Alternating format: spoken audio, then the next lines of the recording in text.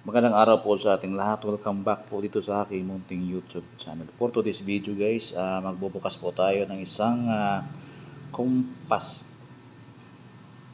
EW85. Configure natin at syempre unbox natin. Pero bago ang lahat guys, please paki-like, share, subscribe sa aking YouTube channel. Ito na guys, wag na po nating patagalin.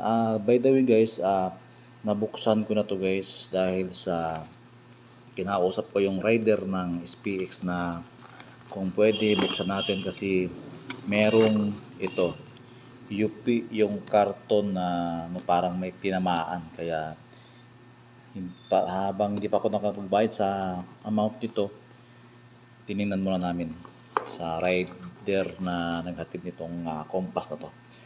Ito guys, paikutan mo natin ang video. Ayan, Compass EW85.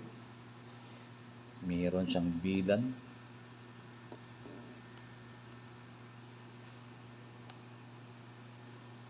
Ayan, ikutan muna natin. Ayan si Compass. So ito yung kanyang likuran. Merong Chinese. Yan yung kanyang product features. Okay, ito lang bahala magbasa guys. Tingnan nyo lang. Ayan. Si Compass EW85. So guys, buksan natin.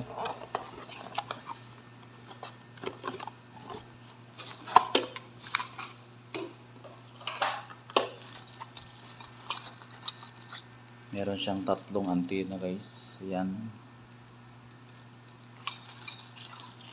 Meron siyang PoE adapter. Mas malaki itong PoE adapter kung para mo doon sa mga naunang mga Compass na merong ganito. Medyo malaki siya. 100 to 40 volt. Meron siyang output DC na 48 volt. Yan. Siyempre may kasama siyang 1 meter na LAN cable. Meron siyang mga lagay sa antena para hindi mabasa. Meron dalawa. Meron siyang dalawang cable tie. So guys, ito yung power cord niya. Medyo kakaiba yung power cord niya. Medyo makapal. Matibay itong power cord niya. Ito yung itsura niya papunta sa kanyang antena. Ito naman yung medyo hindi. So gagamit lang ng ganitong adapter para mapasok to. Ito lang, mura lang to, 50 pesos. So, pasok yun lang ganyan. Ayan. Pwede na siyang gamitin. At syempre, ito lang naman ang ating box. Ito na yung pinaka-antena niya guys. Yan.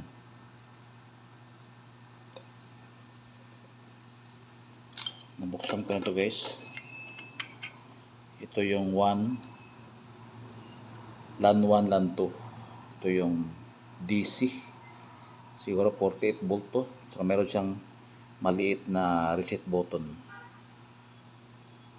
Dito yung LAN 1, LAN 2. So dito tayo saksak ng LAN cable para configure natin. Sa likod nga pala guys, yan. Yung IP address niya 192.168.10.1. So ayun sa likuran niya. So kayo nang bahala magbasa guys. So tanggalin muna natin to.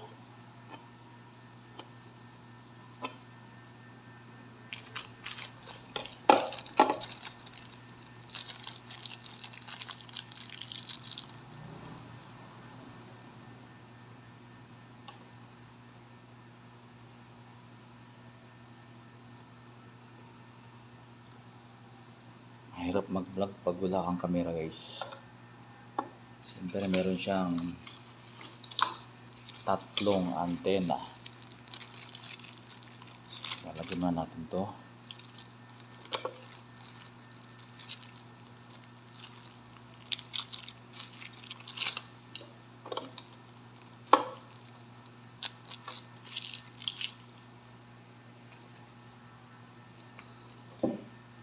Ito yung tatlong antena niya guys. May nakasulat na 2.4/5G.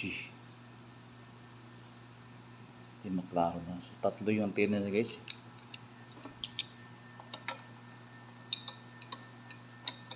Sasak natin.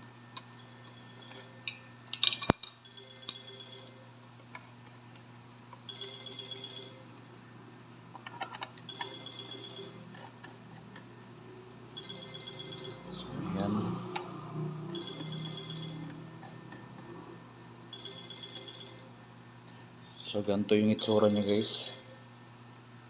Yan. Malaki siya guys. Yan. So lagyan mo natin ng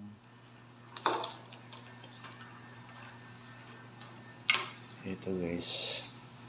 Sa pag-configure guys, yan. Ito yung DC power niya. Dito lang sa tabi. May nakasulat dito na 1. WAN. LAN 1 dito, LAN 2. So mag-configure tayo. Since naka-modem, naka-router to siya, naka-router mode, i-configure natin siya sa access point. So dito natin ilalagay yung ito guys. Yan.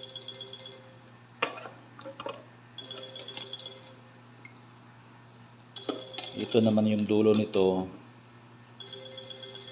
Dito natin siya ilalagay sa meron LAN, may PoE. Dito natin ilalagay sa PoE. PoE.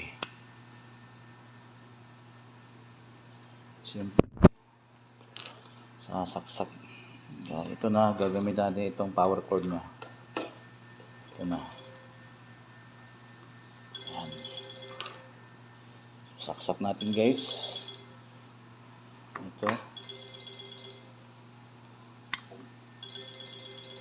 Bili lang kayo ng adapter na ganito guys. Ito yung itsura niya. Saksak niya dyan.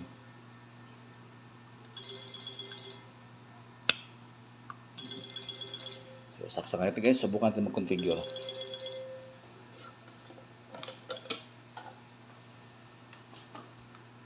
So ito na guys. Saksak natin. So ito na. Umiilaw ng ating Compass EW85 para sa ating configuration. Antayin mo natin guys kasi nag-boot up pa siya. Siguro mga 1 minute. So kuha lang tayo ng cellphone para sa ating configuration.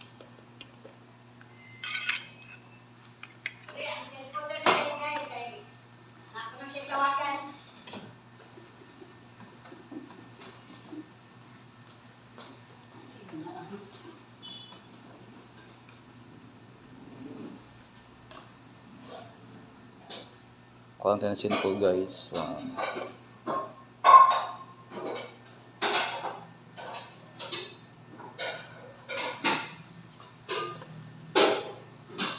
So ito yung cellphone natin guys. Hanapin na po natin si Compass, no? Open natin yung Wi-Fi.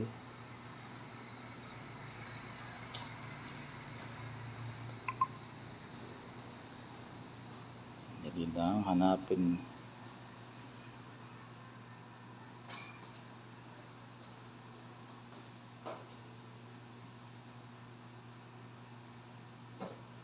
So hanapin natin si Compass.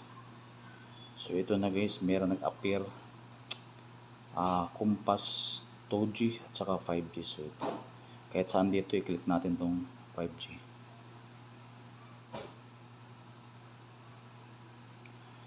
Ayan,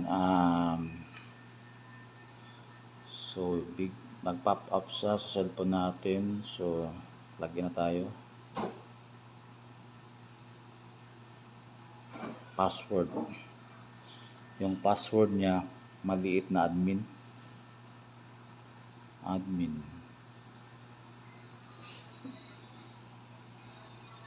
So, ayan na. So, naka-router mode siya guys. Punta lang tayo dito sa tatlong guhit sa taas. Din wizard. Yan. So, select natin itong EP. So, meron tayong baguhin dito sa IP address. Itong 192.168.10.1. Palitan natin ng 8 para hindi mapasok ng iba. So, instead na 1, palitan natin ng 8. So, next lang tayo. So, ayan na ang ating dashboard. So, meron siyang Compass 2G at Compass 5G. So, gagawin natin guys, itong Wi-Fi unification, i-on natin to. Yan. So, magpalit lang tayo ng SSID dito sa Compass. So, palitan natin ng ibang pangalan yan. Yung paglalagay natin ng Peace Wi-Fi. Kaya nang balagay kung anong ilalagay sa pangalan ng Peace Wi-Fi nyo sa SSID.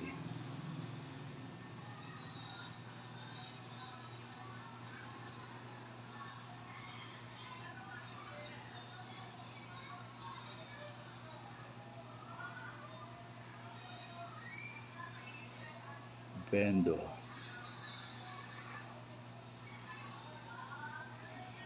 So, yan lang guys, no? So, password, empty yan. Itong country, yan pa rin, China. So, sa 2.4, 20 MHz. Sa 80 MHz. Wala na tayong babaguhin dyan. Yung SSID lang. And then, next. Click natin itong next. And then, finish.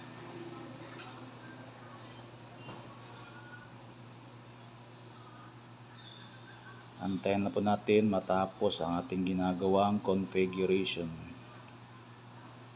So, ready na po ito sa ating Peace Wi-Fi vendor machine. So, ayan na. Nawala na siya guys. So, nag-change na siya ng tawag nito. Through access point na para sa ating Peace Wi-Fi. Yun lang guys ang ating unboxing and review sa ating Compass EW85. Kung may mga tips kayo o idea na nakuha sa ating